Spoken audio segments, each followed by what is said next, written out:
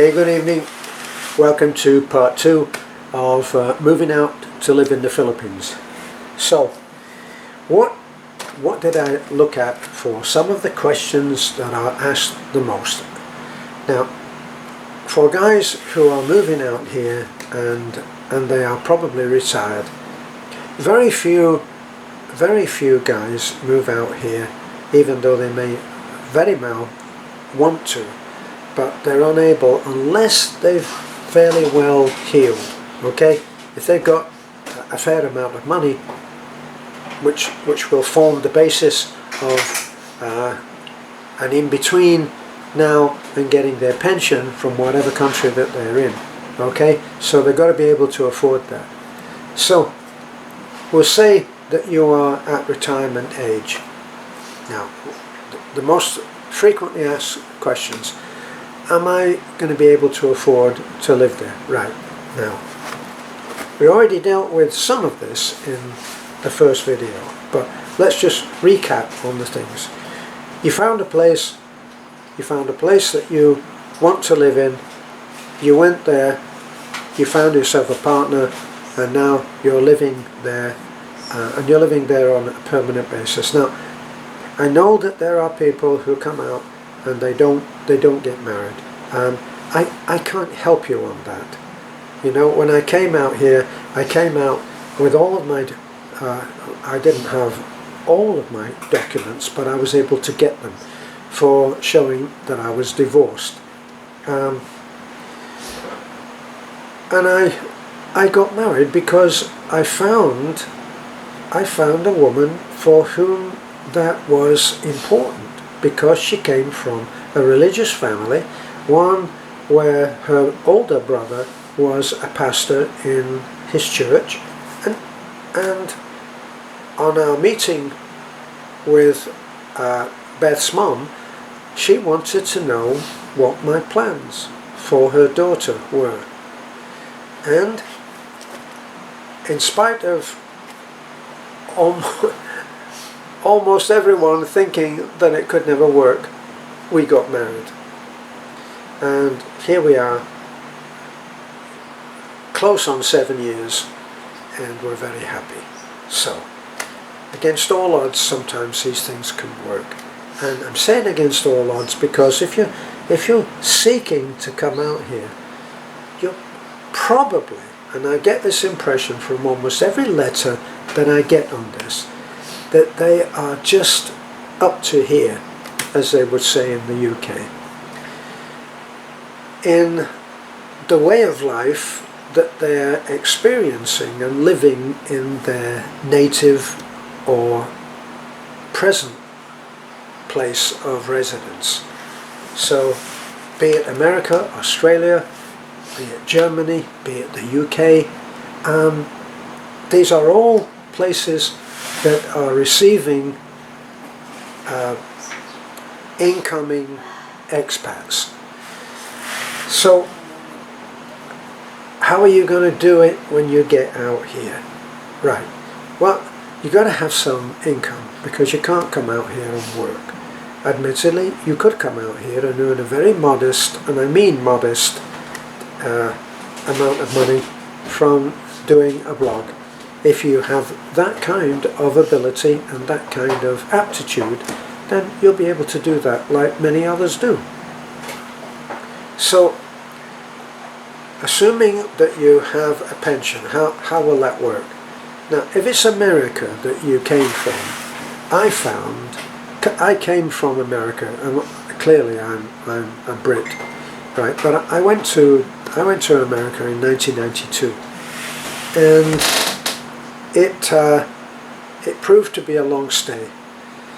I took citizenship, and I had a good life there. And my son grew up. I came out as a single parent at the end of an unhappy breakup, and I lived and worked there, and I was able to build up a modest pension, which gets paid to me now. That's what we're going to deal with right now. How do you get that money? Now, because I'm a writer, I'm an artist, musician, writer. That's my scene. And I've written 3 books which you can find under the name of Terence Flannery. You can find those on Amazon, amazon.com, if you've a mind. Now, because of that, and because I have my account with Amazon set up so that when I do have an absolute avalanche of orders for my books, hasn't quite happened yet, but we're hoping about next week. And because of that, I left my account in Fort Myers open, and that was with everything, every payment I ever made, my ATM, all of that went to that account. I left it open. I brought with me my ATM card. Now, how do you work that out? The government, wherever you are, will continue to pay into your local account, and I know from experience about America, they'll continue to pay into that, but you must tell them that you have moved here. Now, the reason that you tell them that you've moved here is because when you're retired and you're on a pension, when you're here, you will need to have an address which is the same as on your ATM credit card. Now, personally, I don't have any credit cards. I had all the debt and got it done, and now I stay debt free. We save for what we want, and we find that that works best for us. You do what you do best. So everything goes to that account. Now, I have a small pension. You may be in a similar situation from another country if you went to America and took citizenship. So the UK, I set up an account in the Philippines, and for some reason, the UK were easier to deal with than the US, and that was also part of the reason of staying with an account in America. So the UK send my very, very small check, and they send it to my account here in the Philippines. So I have 2 ATM cards. You have to guard those with your life, because if one of them gets chewed up, whichever one of them gets chewed up, it's a real hassle getting a replacement. The other thing is, so you've got your account left where you ran away from, because if you're coming out to the Philippines and you're retired, you're running away, and I say that without prejudice, because someone said to me, you ran away. Well, yes, I did. Sorry, what was your point? Of course I ran away. This seemed to me to be the next adventure in my life, and that may be how you are looking at it too. So if you're looking at it that you need an adventure. I remember sitting down with my son, my grown son, who has his own life and is working still in America, and I said, look, I need to get on and have another adventure. I'm not going to live my life out here, and I need to go. And he said, go ahead. He was going to miss me, of course. Yeah, right. He had his own life. He was fine. So I came out here. I came out here with not a great deal of money, which may be one of your answers. But I'm that kind of person that I do things which many other people will call stupid. Came out here, admittedly, I had my 2 pensions, which are very small, but at the same time, in here, they're enough to live on. So even when I met my wife-to-be, I was able to say, look, I'm not rich. In fact, she thought it was strange that I didn't have any savings. I had, I think, a couple of grand. I had maybe $2,000, and that was it. And my pensions, I was doing okay. You will have to decide on this yourself. Now, what else did I write about that? I got something else. See, I put down here, bank, pensions, the life letter. A life letter, once you get out here, once the whatever, and I think this applies almost universally to every nation having one of their nationals live here, they send you a letter with an envelope that you must use in order to send your response back. And you send your response back, which is the equivalent of saying, yes, I'm alive, can you not disconnect my pension? And that's how it works. It's the life, the UK call it the life certificate, I think. So you've got to do that, and you've got to be on the lookout for that about once a year. So what else? ATM. ATM I already dealt with. You've got to keep your ATM, and you've got to keep it safe. And if you're before you come out here, go to the bank, tell them you need a replacement ATM with the same number. That's what you should do. So you come out here with a nice new ATM card, because they get worn out. What else? Healthcare. Healthcare, I can't help you with. If you need to talk to people about healthcare, you're probably one of those people who write to me and say, I've got this condition or that condition, or I'm diabetic but I got it under control, or I've and I've been very fortunate in not suffering from any ailments. I'm 81 years old, and I think I have basic full health. If I went to a hospital with anything really serious and asked for their opinion, they'd probably say, you're going to die. You're going to die. So for those who have to prepare for a condition which may need some serious hospital, once again, I can't help you on that. I never even thought, I never gave any thought to healthcare. I didn't enjoy any healthcare in America. I came from the UK, where you don't have any problems there anyway because it's free. Went to America. I'm a healthy guy. I've been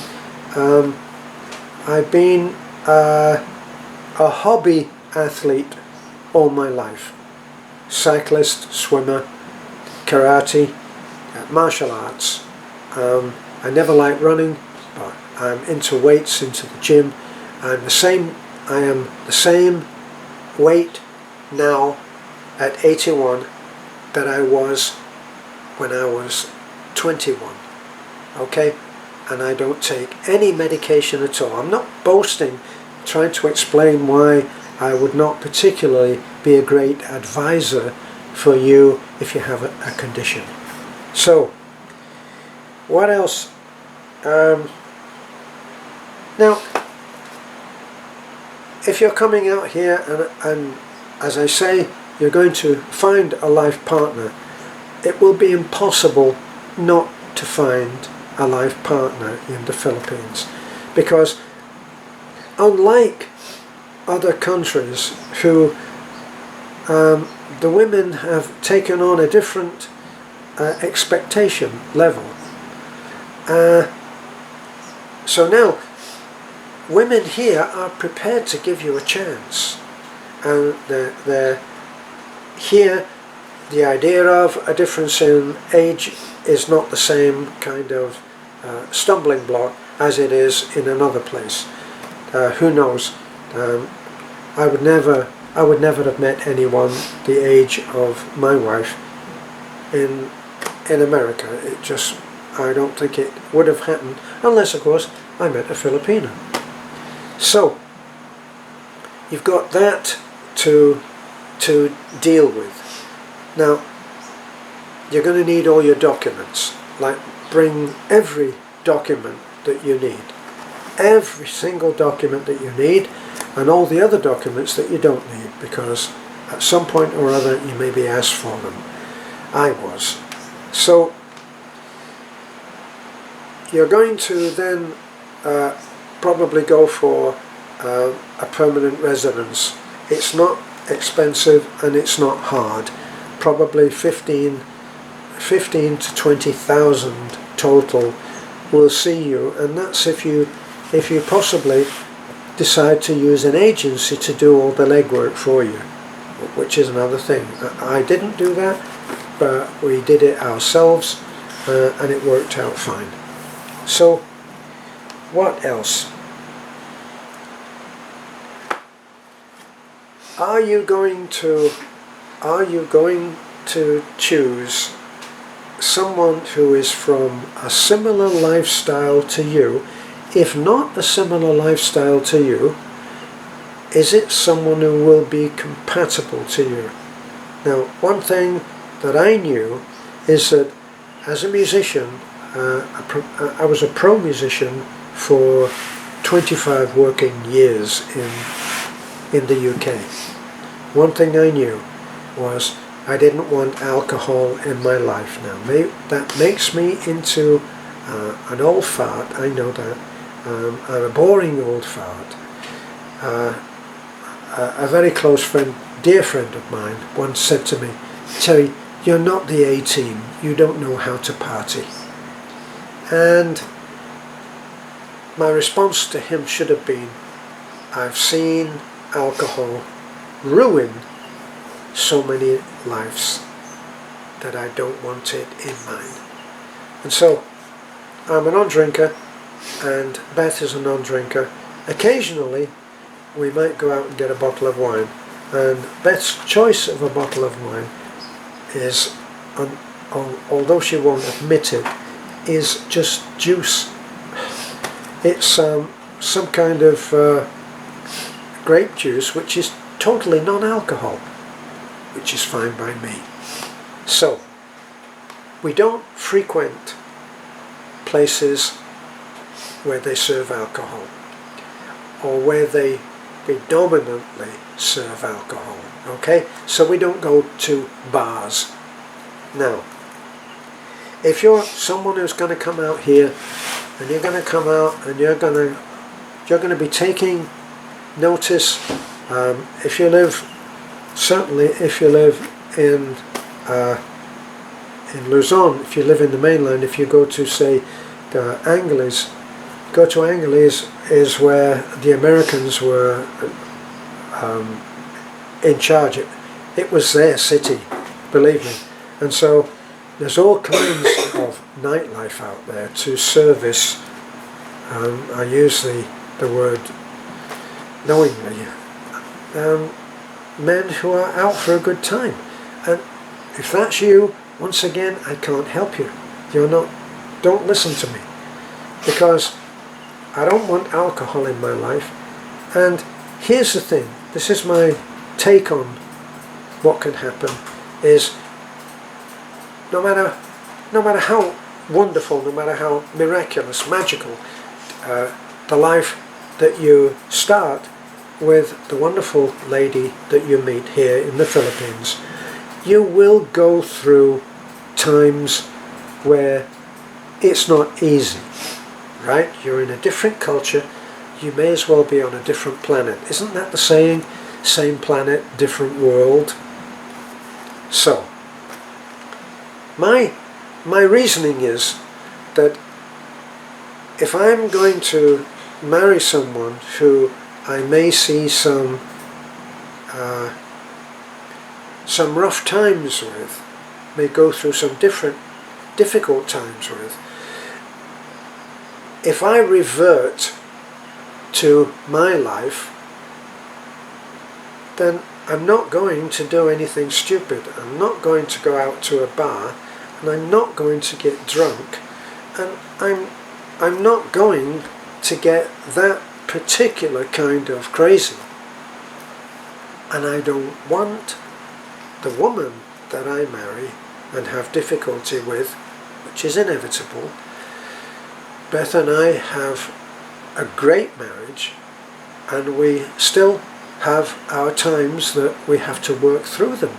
This is part of marriage. That's why when you get married it says through better, for better and for worse.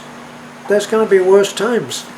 So my feeling is, and once again it's only intuitive, if you've married someone who came from the bar scene, however good a person they are, if you have a bad time and somebody stomps out the door, where are they going to stomp out the door to?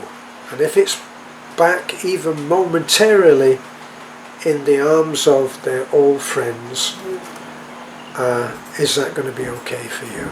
And it wouldn't be okay for me. So, the beauty of these ladies, and it's beyond dispute that these ladies that are there are the cutest, most beautiful women. They're made up, which you as a foreigner will be used to. Personally, I have a wife who doesn't know how to make up, because she doesn't. The big makeup scene for her is when we get into the car and she looks in the visor and goes like this. I'm made up. See? So that's my reasoning about choose the kind of person who is coming from the kind of life that will suit you. What else? My advice to anyone getting out here initially might sound a little bit brutal or facetious or arrogant, or however you would choose to see it. But here's a thought. Come out here, keep your mouth shut, keep your eyes open and your ears open,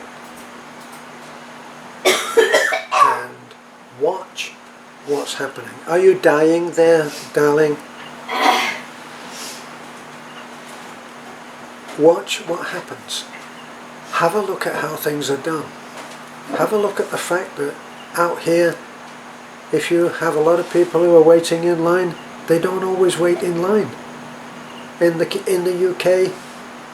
UK, if I went into a store and there's a lot of people around, I'd go and I'd stand where I was supposed to, and eventually the person who would have had an eye for whose turn it was next would say to me, "Yes sir, what do you need?" He would ask me, "What do you need?" Here, if you waited to be asked what you need, you might be there a long time. Because people come in and they go and they say what they need to say. And whoever is serving behind the counter will get them sorted out. But you need to step up, and in the bank, for instance, here in the bank, I'm a senior and I can go to the front of the line. In fact, they have a special counter that says seniors only, seniors priority. And I go with my bank book, and I put it on the counter, and then I step back without saying anything. Now, the cashier will finish serving whoever he is serving, and then he'll take my book, and hopefully he will do whatever is needed on that and put the book back on the counter, for which I will say salama, which is thank you. Okay, so things are different, and sometimes your foreigner way will not work, and by keeping this closed and these open and these open, you'll find out how life is done. Have a look at how they do things here, and then after maybe a month you can start making some comments and observations. Now,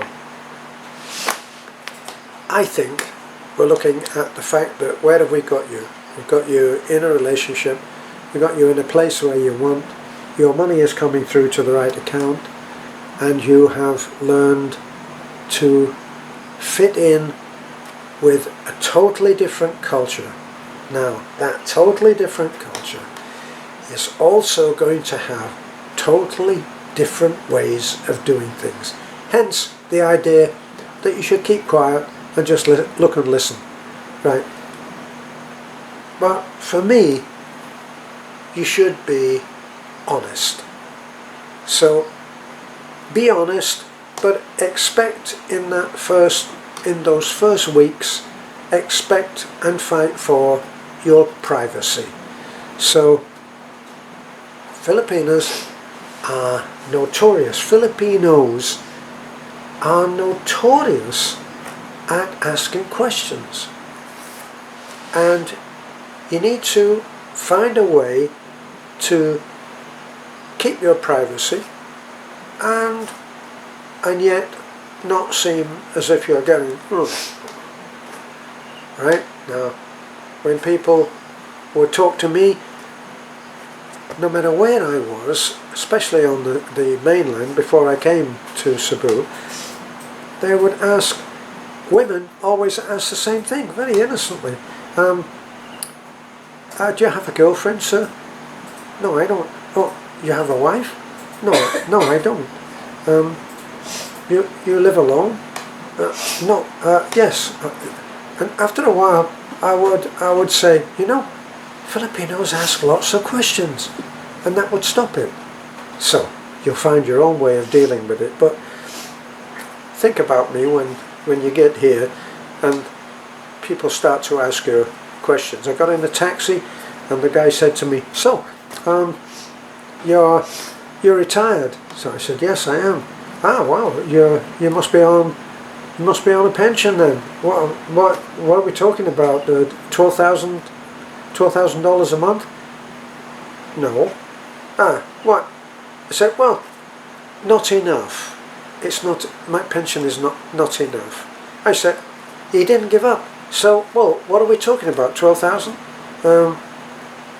8,000? 6? And I just learned to give them the look or smile. So you'll learn to do that. And that brings us to the end of this, and we will look, let me see, what's the next? Was really talking about more about partners, which I think is probably next to money and can I make it, and health, am I okay, is the next endless source of talk and advice and comments and conclusions. Thanks for being with me. Bye for now. Look forward to seeing you on part 3.